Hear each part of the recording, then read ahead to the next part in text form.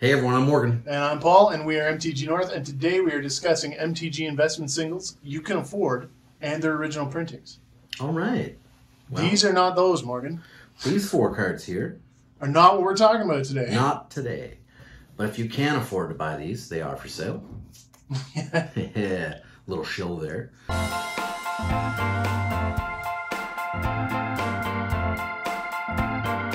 Let's start off with these 3 here. It's category 1. Okay. 3 playable cards. 3 reprinted playable cards. But these are their original printings, and that's what we want to discuss. That's right. Maze of Ith is how much from the dark, Paul? So if you're looking to buy a slate play Maze of Ith, you're looking at about 37 Canadian, about $30 American. So let's just say roughly $40, just to make it a round number, yeah? That's a round number. So we'll say a Maze of Ith is $40. Now, what's a Maze of Ith cost you to buy from Double Masters, Paul? $14. $14. Now, Paul, why is this Maze of Ith $40 and the Double Masters Maze of Ith? Great question, and like with all collectibles, we kind of touched this on our last video. The first printings are always worth more. More desirable, man.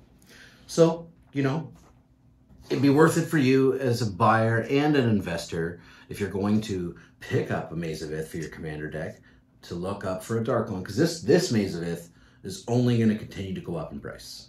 Slowly. You'll know. Don't be scared of it. It does dip when it gets reprinted. Absolutely. A lot of people think that when a card gets reprinted, it goes to 0. It's worth junk, but that is definitely not true, and we're going to cover that coming up here. Especially not for the original printings. Now, Maze of Ith isn't really even played in most formats, but the next 2 cards definitely are. Felwar Stone. An even better option if you can afford it. Felwar Stone's played in Commander quite a lot. It's your traditional mana rock.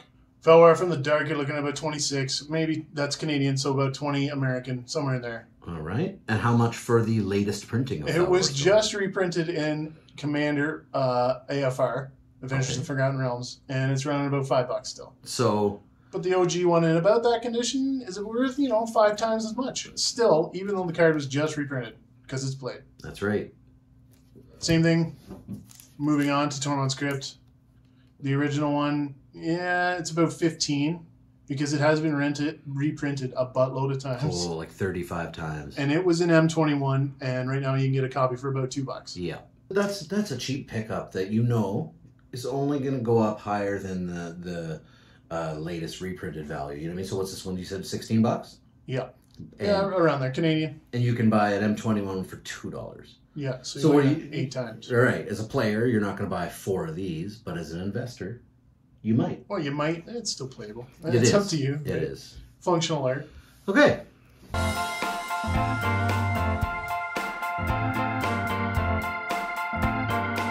Okay, we're moving on to category 2. This is kind of the focus. What started this whole video was we opened up a box of Convention Edition Mystery Boosters. Check out the video. It was our last one. Link in the description. But we got talking about how the ones that were printed 2 years ago, the Convention Edition playtest cards, are still worth so much more, even though they were just reprinted, and the reprints have tanked all week. They're not worth anything. Nothing. Crazy. Slivdravi Monstrosity, its original printing with the Planeswalker symbol, it's like $400. Yeah. And the one you can pull from the Mystery Convention Edition boxes now is like $150. Yeah, so it's not nothing, but hey. It's not, but explain that price difference, right? Especially when in a period of time where it's not like there was oogles of that set printed and it was everywhere, you know what I mean? Exactly. So that brings us to Arabian Nights, which is just more proof of what we're going to get to here. Okay? Look at that scimitar. It was fairly short printed. It's the first expansion for MTG. Yep. But this flying carpet right here on eBay right now, if you wanted to buy it, it's going to run you about $70. For an Arabian Nights flying carpet. And now, it's a dumb card. You know it. It's not played. Let's talk about every other printing of flying carpet. 50 cents. Other than revised? Revised is like $3, man. 50 cents for flying carpet printed throughout the ages. Had been printed 10 times. At least. Arabian Nights flying carpet, $70. Because it's the original printing, which is what we're getting at here. Original printings are solid investments. Yep. Even if they get reprinted time and time again, you can check it on MTG stocks. It'll drop a bit, but it'll go back up eventually. I don't think there's a common or uncommon in Arabian Nights under $5. No, not under 10. Under 10. That's what the point of the desert is. I pulled the desert out. We bought a couple desert slate played. I don't remember what we paid. $1. Yeah, it was something stupid cheap. Now they're like $10 each. It's the cheapest card in the set. It's ridiculous. And you saw deserts, and you could pick these deserts up. Let's go back. Let's say 10 years ago. Yeah. These were in bulk bins for a quarter. A quarter. You know what I mean? Less. We're less. 10 cents even. Not anymore. Boom. You're looking at $10 if you want any Arabian Night card. Here's another Arabian Nights card. That is a dark version, by the way, Morgan. That's right. Brewkeg. We learned about that recently. Because the 3 in the mana cost is dark. Behind the 3. Yeah. In the light version, it almost looks as light as the behind the mana symbol there. Yeah. Anyway, little trivia for you. Rook egg, what's that going to cost you today to pick up? I didn't look that one up. Okay. It's about $40. I think we paid $5 for that. What, a year ago? Yeah. Yeah. Okay, so this original printings worth a lot. Arabian Nights is short printed, but that's going to take us to our next point.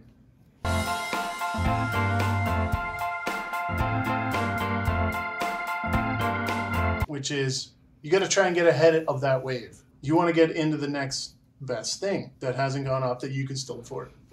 I think Antiquities is a set that's kind of moving like Arabian Nights did right now. It's about halfway there between Legends and Arabian Nights. It's already kind of a little bit too late on a lot of the Antiquity stuff. Especially the high end. I mean, the high end will still be going up. If you can afford Mishra's Workshops, then you probably don't need to watch this video. You'll be doing just fine on your own. Or even the Mishra's Factories, man, from Antiquities. Factories are still going up. I mean, if you save up your paycheck for a week or two, the extra change from your paycheck, you could get a winter still. Winter, summer, it's still fall. Feasible for the average gentleman like Morgan and myself. Yes. Now we'll move on to Legends, and we'll talk about Headless Horseman here.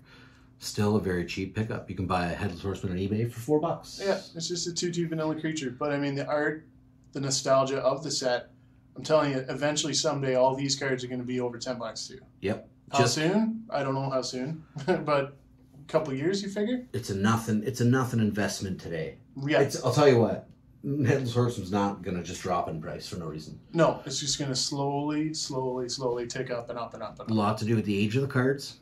Yep. Who knows how many are still left around in the world today. Nostalgia for old folks like us. So, right? I'll use it as an example. When I first started getting back into Magic around the 2014, 2015 era, I was feeling so nostalgic. I went to Troll and Toad's website and I bought as many revised cards, Arabian Nights, just stuff that I was like, oh my God, I used to have this card. Here's one of the cards I bought from Troll and Toad at the time, to be honest. Siphon Soul. I bought 4 of them. I was just like, oh my God, I loved the artwork on this. I remember Melissa Benson, Morgan, also the artist of Shivan Dragon. Absolutely. And I remember when Legends come out, and it's just, but that was, going back five years ago now. But still, now you can do the same thing. Buy them super cheap, right? You know how much I paid for this? How much did you pay for that? 10 cents a piece. Yeah.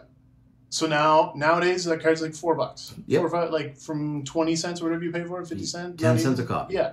Up to $5. You start doing this, I don't know, every paycheck. What are you going to do? Say allot yourself $20. You go on eBay or you go on stores, whatever works for you, your LGS. Yep. Just start buying up 50-cent cards like that are fun, that you enjoy too, is the other part. It's a hobby, that right? you can play in your EDH deck, or even just cards that look cool, man. You like the art? Absolutely. You like those cards. Absolutely. While you still can is the point of this discussion. Yep, Cocoon. And a lot of these cards you can still find in near mint condition. Let's pull this Cocoon out. Look at the surface on that, on the back of that. Looks like an original Magic card. And it is an original Magic card with no wear on it. Yeah. It's in pretty good shape for a Legends card. And is it's a Cocoon never going to go to $300? No, absolutely not. That's not what we're saying. But if you can get them for 10 cents and then flip them for $5 in a year or two. Or even $10. Yeah. You know what I mean? You start buying up cards like Cocoon, like Headless Horseman, stuff like that you're ahead of the wave on. Yep. Ahead of the wave of Arabian Nights, Alpha Beta Unlimited, stuff like that. Too late on those sets. Not too late if you have the money, because they're still going to continue to go up as well. Yeah. But these ones have the biggest chance of appreciating, because they're such a low value right now. Yeah.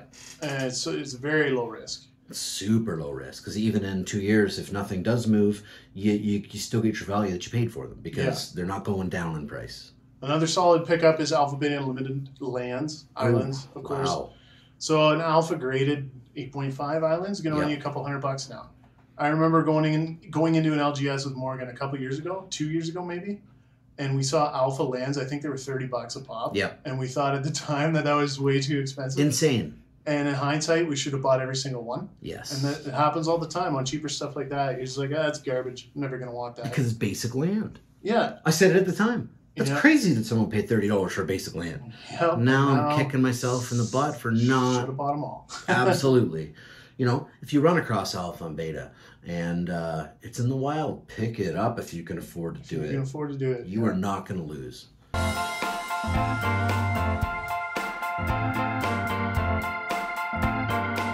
Something we do invest in, and that is original printing foils. So the same thing kind of applies with the private research. I think we picked that up last week. It was just under $5. Yep. We buy any of the Shooting Star old school foils like that. If you can find them, $5 and under, I recommend you buy them all because the same thing's going to happen. Now this is around the first time they started foiling sets of cards. Urza's Destiny, They Legacy. look fantastic, right? Absolutely. One of the first 2 sets to have foils here, right? Yeah. Yeah. Saga didn't. Saga didn't. Yeah. It's like buying a Starbucks coffee right here. You know what I mean? Yeah. You pick, except you drink your coffee and it's gone. You buy your private research, you put it away, and maybe in 2 years it's worth $20 versus the $5 you paid for it. Exactly. Okay, moving so on this to is an example. We picked this up in February for $45. Yep. And the cheapest one on eBay now is about $150. That's not what they're selling at, but that's the lowest listed one. 7th edition foils are hard to come by. They're expensive because 7th edition was a white bordered set. Now, if you look at the foils, they're all black borders. You see that? Yeah, 8th and 9th as well, right? Yep. So, Shooting Star foils, man. You want to get the first printings of those. Yeah, because if you look at what they did with Time Spiral Remastered, what'd they do? Shooting Star foils. People went nuts. People love them. Because they look awesome. That was the first foiling. Yeah. Was that Shooting Star foil. One negative that I do want to point out is when you do go to sell these foils, they do take a little longer to sell, right? Yep. They're not a quick flip like an extremely played modern card. You have a collector's item there, so it can take a little while depending on how much you want to cut off the price of it. Yep. So it's just something to be aware of. But we still buy them. You're not buying 7th edition foils to play. You're buying them to collect because it It's was 100%, the first collector's foil item. set. Yeah. It was the first foil core set. Yeah. Um, No, not just 7th either, right? So here's an actual list. This is MTG stocks. These are all the foils that have gone up in the past week. And if you can look at the sets that are going up, is the point of my 7th, story. 10th, Judgment, Invasion, Apocalypse, Mercadian Masks, all some of the most earliest sets to get foil All the treatment. Shooting Star stuff is Yep. just slowly going up. Sorry, that was today. This is this week, my bad. This is everything from just this week that has gone up. And I mean, it slowly and steadily goes up. And look at them. Look at the cards. It's not like you got a whole bunch of bangers over here. They're all junk. That's very true. Let's go back to There the is top. nothing here that is good. There's a few, okay? You got Earthquake from 7th edition, so rare. It went from $63 to $230. But it's a 7th edition foil, okay? That's part of the reason. And you're starting to see 8th and even 9th. Like there's an 8th spreading algae. It's gone up like spreading algae. Who cares, right? But when you buy it for $4 or $5 and then check on it a year or two later, it's like, holy moly. That's right. You guys out there that are watching this video, I invite you to go buy a box of 7th edition, open it up, and tell me how many foils you get in your box. I'm not kidding. 3, is it? I'm not kidding. Maybe. And like this 3. is the only reserve list card we've seen so far on this whole list. That's what I'm saying. The cheaper pickups can pay out percentage-wise just as good as the reserve list stuff. That is obviously like Masticore is a terrible card. Yes. So this is market value, so it's sold at $350. Sage Owl from 7th edition. Yeah. Terrible card. It's actually not terrible. Okay. Well, it's a common. That's Yeah, it's a $18. common, yeah. Yeah. So The closer you can get to something that's playable, obviously it really starts to go up. Lands like slivers, but lands as well. What were we looking at before? Oh, Shivan Reef right here. yes. From Apocalypse 184. Like that's a great investment. foil That's Shivan going to keep going up. I guarantee it. Now, if you want to get a foil Shivan Reef, you can afford M15, $8. Yeah, for sure. The playables are $8, but the collectibles are 180. That's right? That's our point of this video. And you can find these things before they happen. And even there's other people trying to get ahead of the wave we've been talking about. Like a 7th edition Shivan Dragon is well, it's close to Unaffordable. 1,000. Yeah, but Now people have moved on to like 8th, 9th, and 10th. Here's the 10th. It's already starting to go up. $10. It's people trying to get in early because it's an iconic card. That's right. Not on the reserve list. Still attainable by the average person like you and I.